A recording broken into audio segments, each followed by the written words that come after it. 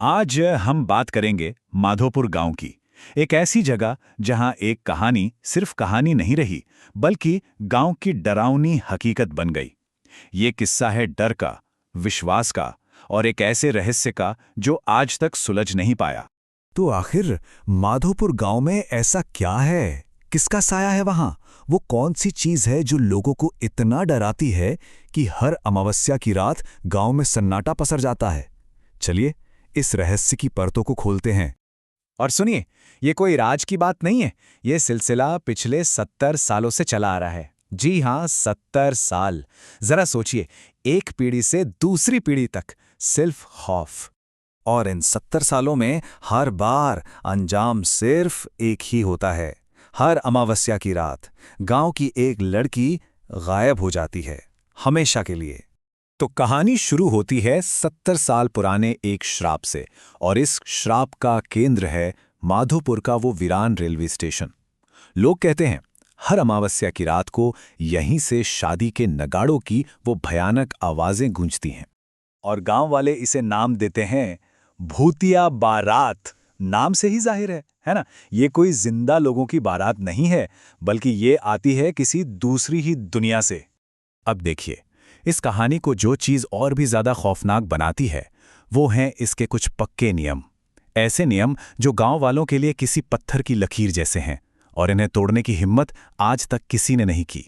तो क्या है ये नियम? पहला, ये सिर्फ अमावस्या की रात को होता है। दूसरा, बारात ठीक रात के 9 बजे आती है। तीसरा, उसका निशाना हमेशा गांव की कोई एक कुंवारी लड़की होती है। और चौथा और सबसे भयानक नियम, अगर किसी ने बारात को देख लिया तो बाराती उसे भी अपने साथ ले जाते हैं। और शायद यही वजह है कि आज तक जो भी इसे रोकने गया वो कभी लौटा ही नहीं। गांव के एक बुजुर्ग हैं सुरेश काका। उनकी बात सुनिए। वो कहते हैं जिस रात 12-15 लोग बारात को रोकने गए थे, मेरे पिता भी उनके साथ थे। मैंने उन्हें या उनमें से किसी को भी फिर कभी नहीं देखा। ये सिर्फ एक कहानी नहीं है, ये एक बेटे का दर्दनाक सच है। अब देखिए, जहां इतना डर होता है ना, वहां दो तरह के लोग हमेशा होते हैं। कुछ वो जिनके मन में जिज्ञासा होती है कि आखिर ये है क्या, और कुछ वो जो इन सब बातों को अंधविश्वास कहकर उड़ा देते हैं। तो एक तरफ थे मंगल और प्रताप। दोनों ने ठान लिया था कि कुछ भी हो जाए, छिपकर ही सही, वो इस भूतिया बारात को अपनी आंखों से देखेंगे। और दूसरी तरफ थी प्रिया। वो शहर से आई थीं, पढ़ी लिखी थीं, और कहती थीं, अब मैं इन भूतिया बातों पर यकीन नहीं करती। आप सभी को इस अंधविश्वास से बाहर निकलना चाहिए। और बस यही दो अलग अलग सोच कहानी को एक भयानक मोड़ पर ले आईं।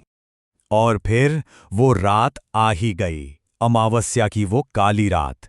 पूरा गांव डर के साए में दुबका हुआ था, और खौफ का वो घंटा धीरे धीरे करीब आ रहा था। तो गांव में तैयारी कैसे होती थी?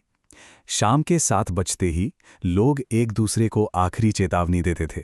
8 बजे तक हर घर का दरवाजा अंदर से बंद हो जाता था, और ठीक 9 बजे पूरे गांव में एक मौत जैसा सन्नाटा पसर जाता था। कोई आवाज नहीं। और फिर अचानक सब बदल जाता था। गली के कुत्ते जो भौंक रहे होते थे एकदम चुप हो जाते थे। हवा बिल्कुल थम जाती थी, और फिर हर तरफ एक काला धुआं फैलने लगता था। ये इस बात का इशारा था कि वो आ चुके हैं। और उन बारातियों का हुलिया सोचकर भी रूह कांप जाए। शरीर ऐसे जैसे आग में झुलस गए हों, चेहरे बिगड़े हुए, मुड़े हुए, आंखें खून से लथपथ। उनमें से कुछ नाच रहे थे, कुछ ढोल बजा रहे थे, और उन सब के चेहरों पर थी एक भयानक हंसी।